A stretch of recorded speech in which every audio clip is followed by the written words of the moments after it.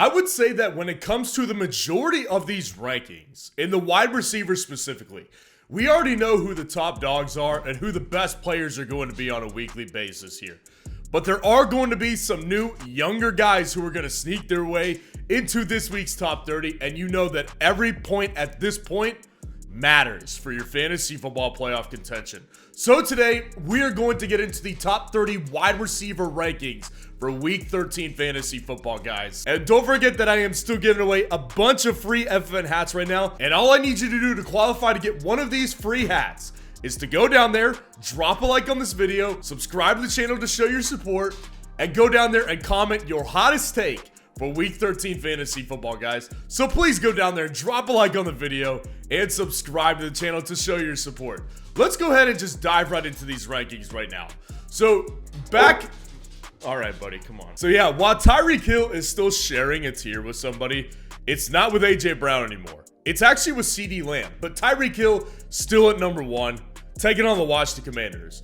If it wasn't already an automatic play, you could consider this one, the matchup, being the reason why Tyreek Hill's at number 1. But again, Tyreek Hill's automatically number 1. The guy is just simply much better off from a fantasy points per game perspective from every available metric than any other player on these rankings right here.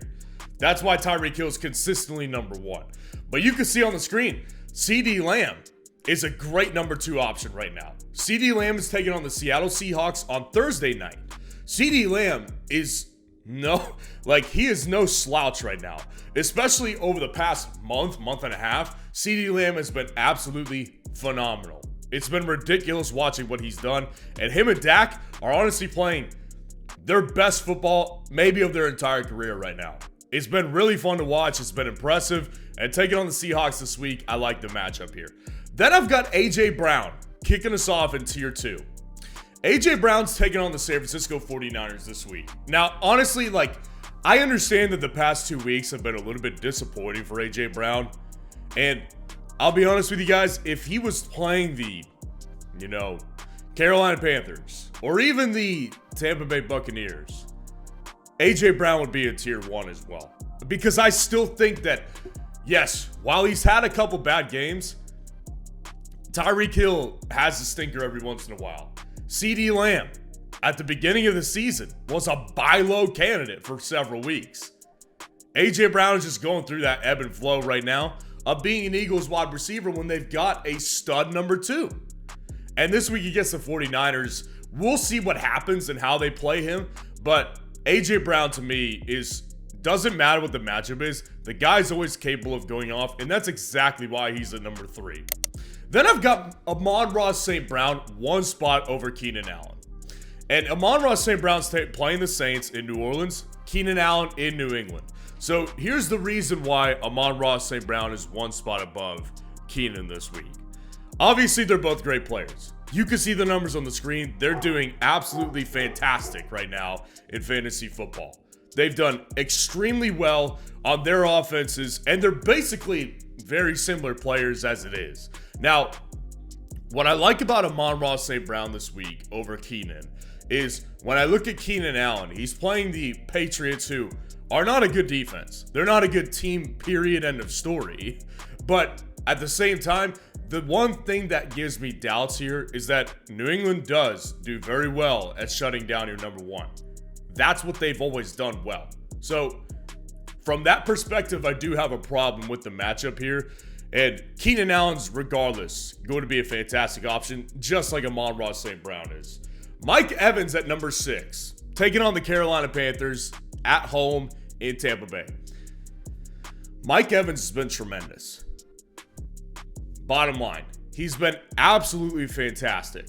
And it's not just because he's getting 150-yard games. That's not what he's doing. Mike Evans right now is getting, 2 touchdowns last game, a touchdown the game before. Mike Evans has just done very well getting into the end zone. And this week against the Carolina Panthers, I don't see that changing particularly.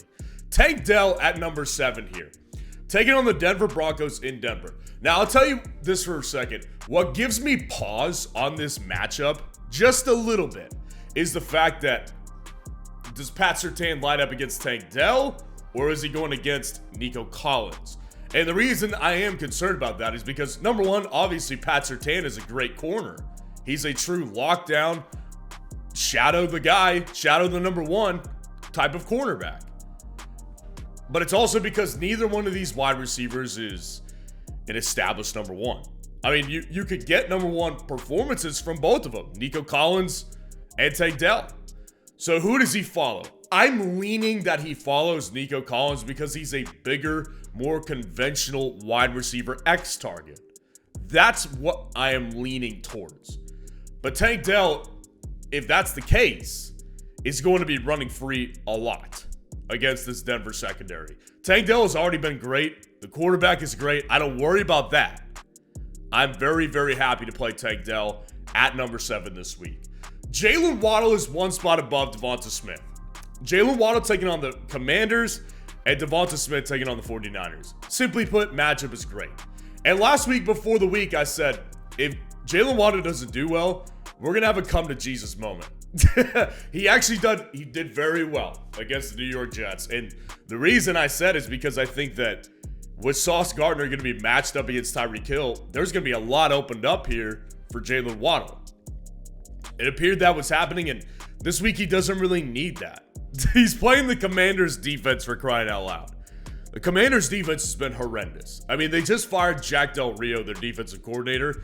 Who knows how much better that's making them at this point in the season? My guess is not very much because their personnel just simply isn't very good. So Jaylen Waddle takes advantage, and Devonta Smith, I think, takes advantage of A.J. Brown rolled coverage as well. Because A.J. Brown we all know the story here. I discussed it earlier with A.J. Brown. A.J. Brown, I do believe, is the better wide receiver. He's more capable of having a 30-point dominate the game type of week. But Devonta Smith is the perfect sidekick. Because while A.J. Brown gets double, triple coverage, Devonta Smith is right there when you need him, and he can run anything. Devonta Smith, even if the thing about it is, like, he could get you 5 points this week, he could get you 25 points. You got to take the shot in a matchup where there could be a lot of points had. Number 10 and 11, I've got Brandon Aiyuk and Michael Pittman here. So Brandon Aiyuk taking on the Eagles in Philadelphia, and then Michael Pittman taking on the Tennessee Titans in Tennessee. Brandon Aiyuk is simply above Michael Pittman because of the fact that when you look at it from a fantasy points per game perspective, obviously Aiyuk is higher, averaging over 14 fantasy points while Pittman is averaging under 13. I think that the ultimate reason here is that Brandon Aiyuk is a bigger play threat on an offense that's just more potent. And I think that this week, like I said, with the matchup against San Francisco, on paper it doesn't sound great. Like as great as as great as Philadelphia has been, I think that a lot of people are going to think about this and be like, they're going to stop somebody. So why wouldn't it be Brandon Aiyuk? Well, I think that there's a lot going into this Deebo Samuel smack talk from James Bradbury, A.J. Brown. So I think that they're going to be getting in his head, and I think that they're honestly going to let Brandon Aiyuk go. So not entirely, but I do think Brandon Aiyuk comes out on top in this matchup. And Michael Pittman is really just a consistent player. Like 10 catches over 100 yards last week. He's been doing this quietly all year. Michael Pittman has been very, very good in fantasy, and this week against the Tennessee Titans, the matchup is there against a bad secondary. Then I've got Nico Collins at number 12 against the Denver Broncos in Denver. Nico Collins back inside the top 12 for me, and I gotta tell you, it feels good, but it's also very unpredictable. I gotta be honest here. It's hard to tell when Nico Collins does his thing. And last week was a perfect example. He had over 100 yards receiving and a touchdown in the game. He looked dominant again because this is the type of performance we've got several times this year from Nico Collins. Dominant wide receiver 1 performances. He's capable of it. He himself, very good wide receiver. I've been on this all year. And also with a great quarterback. The question, like I said earlier to me, comes down to what is Pat Surtain going to do? Is he going against Tank Dell? Is he going against Nico Collins? My gut is telling me this is a Nico Collins situation where he's going to be probably following Nico Collins around all game. That's my gut here, but either way, the upside with the quarterback is just too high to not have Nico Collins inside the top 12. DK Metcalf is one spot above an injured Chris Olave. DK Metcalf taking on the Dallas Cowboys in Dallas Thursday night, and Chris Olave taking on the Detroit Lions at home. DK Metcalf is, simply put, in a horrific matchup, but is a high upside player. And he's convinced me now he is the wide receiver one in this offense. So while I do think that Dallas' defense is going to give them a lot of trouble, I do think that when we get into the following guys on these rankings, I don't see as much upside and as much consistent upside that DK Metcalf has with those other guys. And with Chris Olave, obviously, he is, if you have not heard, got a concussion in Week 12's matchup. Now, the only player that I know of that has come back the same week after suffering a concussion was Alexander Mattison. And he just did it not this past week, but a couple weeks ago. So, the chances of Olave playing are slim, but I had to put him in here since it is now a possibility. And if he does play, I do think that you can play him with full confidence because the Saints have no other wide receivers. Olave down, Michael Thomas on IR. Rashid Shaheed also went down with an injury in that game as well. So Olave, if he plays, just simply by necessity and because he's a good player, going to remain inside the top 15.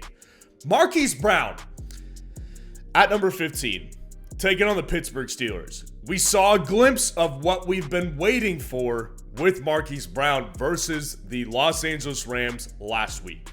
Now, that was a beatdown game that they experienced. So Kyler Murray was throwing a lot of passes, but Marquise Brown finally got over 80 yards. 80 receptions in a game would be pretty sweet. No, he had 7 receptions for over 80 yards. So, you know, Marquise Brown, like when you look at those season-long stats on the screen, you're not going to think to yourself, I've got to get this guy in the lineup.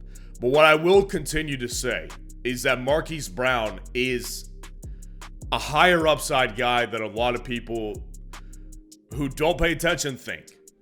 Now, I tell you this, I am worried about the matchup against Joey Porter Jr. He is turning into a lockdown corner, but he hasn't done it consistently enough yet.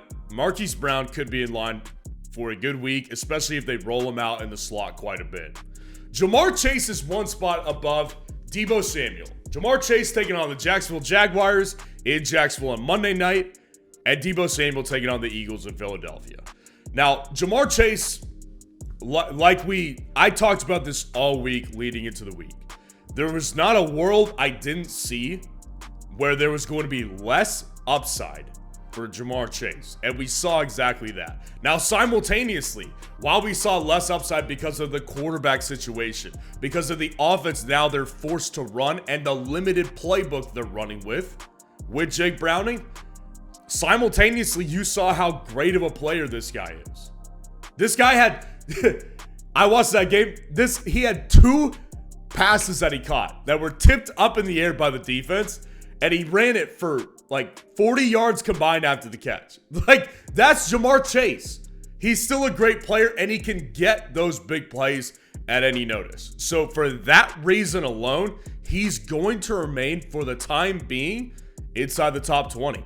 And then Deebo Samuel, like I said, there's merit here to a player who is constantly going back and forth with James Bradbury. The guy is constantly in, bad circles with the Philadelphia Eagles. He said, we're better than that team last year when they got absolutely humiliated in the playoffs. So Deebo Samuel's got some revenge game going on here. Here's my personal opinion. I think the 49ers are going to win this game. And Deebo Samuel definitely could be a wild card, but also I don't like these personal matchups that they turn into. Deebo Samuel, I've got him down here at 17 because I think that this is a Brandon Aiyuk type of game personally. Christian Kirk, one spot over Calvin Ridley. Who thought I'd see this again? I mean, it's ridiculous. They're both taking on the Bengals on Monday night. Honestly, I said this leading into the week. Gabe Davis reminds me of Calvin Ridley and vice versa. there's a lot of similarities there when you look at the numbers on the screen and when you just look at the game logs and what they do and when they do it. But the difference here now is that leading into the week, I was discussing with Calvin Ridley that I had heard and I was watching the Zay Jones theory, which was that every time Zay Jones is active, Calvin Ridley has a great game. And whenever he's not active, that's when he busts. I said, I see it, but I want to see one more week of it. Well, we just saw it again. And now I am on board because now I feel like I can predict when Calvin Ridley has a good game. With Gabe Davis, I don't feel that way. So him with Christian Kirk, I still have got Christian Kirk one spot above because we've just seen it more. We've seen more consistency with Christian Kirk, but Calvin Ridley is literally almost just as good of a play and has more upside than Christian Kirk does. All we need is Zay Jones to play. That's all we need against the Cincinnati Bengals here. Garrett Wilson is one spot above Puka Nacua at 20 and 21. Garrett Wilson taking on the Falcons and Puka Nacua taking on the Browns. Both of these players begin the tier of really hard guys to rank. I mean, Garrett Wilson has been hard to rank all year. Obviously, sans Aaron Rodgers. Garrett Wilson taking on the Falcons this week. The matchup should be there, but I mean, we know how this goes. He got in the end zone last week, which was great for fantasy production, but the week before that, he did nothing. This is just how it goes. It's similar to a Drake London situation, except Garrett Wilson's just a better player. And then Puka Nacua, I mean, the opportunity was there against the Cardinals last week, and neither him or Cooper Kupp did anything. It was Kyron Williams all day.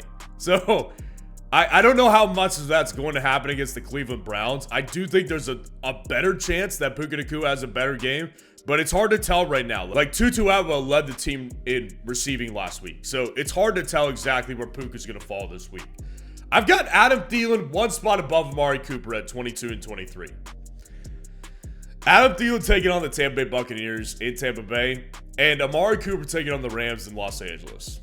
Let's get it off our chest with Adam Thielen. We're having a come to Jesus moment right now. Adam Thielen is going through exactly what I feared he would. Now, before I get into what I feared, if you did not catch my Monday night live stream, what I got right and what I got wrong, you missed me saying how horrific my call was on Adam Thielen in Week 12. It was absolutely tragic. So bad. So, Adam Thielen is just a wide receiver one still, I believe so. They fired Frank Reich after that game. So there's going to be a new look in the first week without Frank Reich. So that's what gives me a little bit of hope. And it's against the Buccaneers, who don't have a great secondary.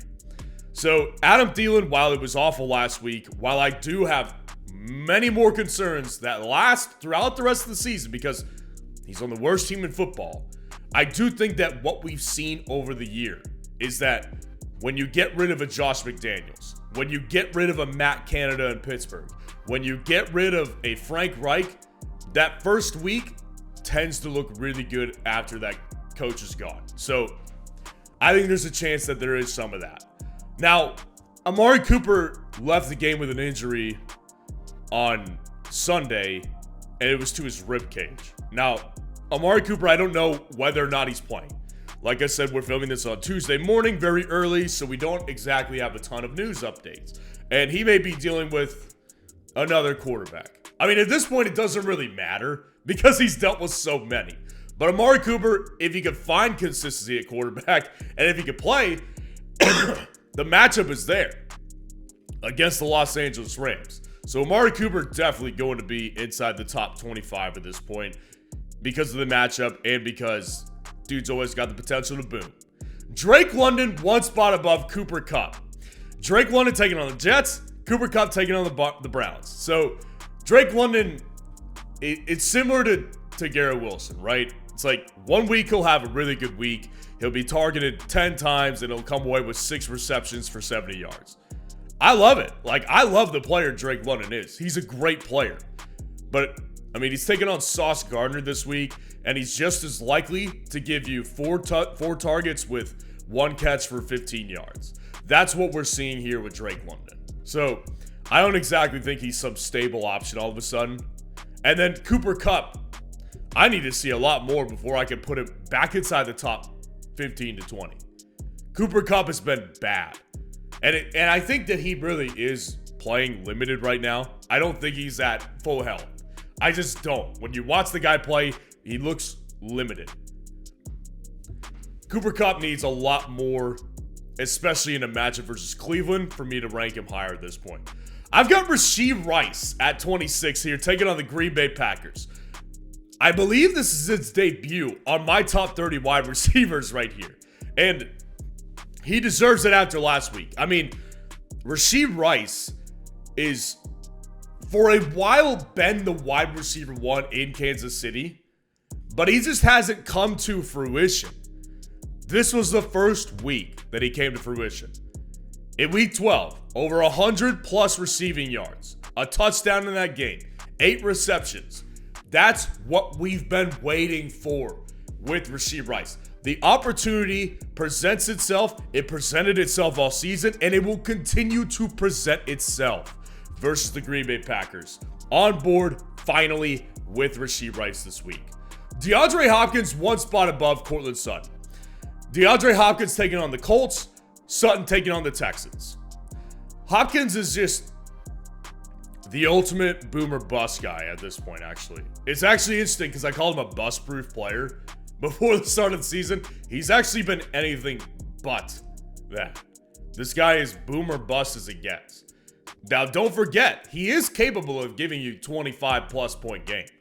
That should not be discounted and forgotten about. And Will Levis, through his struggles, still does have plenty of talent and plenty of ability to push the ball down the field as well. And against the Colts, it could happen. And then Courtland Sutton, if he doesn't get in the end zone, you saw the upside dwindle away last week, right? So it happens. Courtland Sutton, I mean, he's just as likely to score as he is to not. That's why he remains inside the top 30 at this point. And then I've got the 2 rookies, Jaden Reed and Josh Downs, rounding it out inside the top 30. Jaden Reed taking on the Chiefs, Josh Downs taking on the Titans. Now, in my fantasy football playoff wide receiver rankings video, I had Jaden Reed inside of the top 30. Jaden Reed, the past 3 games, 3 straight good games. 3 straight games with touchdowns, and this team is giving him the ball in any way they can, meaning they're giving him rushing attempts as well. Jaden Reed has become their best weapon on this offense. Aaron Jones is not healthy. Christian Watson finally had a good game. Not just a great game. He had finally a good game for the first time this season. Congratulations, we're throwing you a party. Jaden Reed has been way more consistent than Romeo Doubs, Christian Watson, A.J. Dillon, and Aaron Jones. Jaden Reed is a legit weapon in this offense. If not their best, their second best in their eyes. And then Josh Downs, it's honestly hard to tell. Like, I wanted to put a couple different guys here. I wanted to put the possibility of Rashid Shaheed. I wanted to put George Pickens, actually. Without Matt Canada, I see there may be some potential upside. I went with Josh Downs ultimately because he's taking on the Titans. And even with the injuries that he's dealing with to his knee, the guy is still seeing plenty of targets and plenty of work on a weekly basis. That's why Josh Downs is here. Consistency matters. And as I do at the end of every single rankings video, I give you my favorite underdog wide receiver option to play for the week outside of these rankings here. And a lot of you are going to be like, who in the world is this? This guy is dealing with tons of injuries at the wide receiver position on his own team. And it's a guy I scouted a lot in the offseason. It's A.T. Perry of the New Orleans Saints taking on the Detroit Lions this week. So, to answer the first question, who is A.T. Perry? A.T. Perry is a rookie wide receiver out of Wake Forest, drafted in the 6th round by the Saints. They actually traded up to get him in the 6th round. Why does he matter? The guy is a 6'3", almost 200-pound wide receiver, and at that size, you typically don't see guys who are this crisp and this clean running their routes as A.T. Perry is. A.T. Perry has a lot of talent. I scouted him and was very big on him as a sleeper pick in my 2023 Dynasty Rookie Draft Guide. This is a deep shot I want to get people familiar with who he is. I want my audience to get familiar with the name, because I do think that not just this week, but this guy has upside to be a sleeper pick in your fantasy football playoffs, and it starts this week against the Detroit Lions. So let me know what you think of the rankings in the comments below, and what questions you need answered for week 13 fantasy football. And if you want to see some buy low trade targets before week 13 fantasy football, click on this video right here.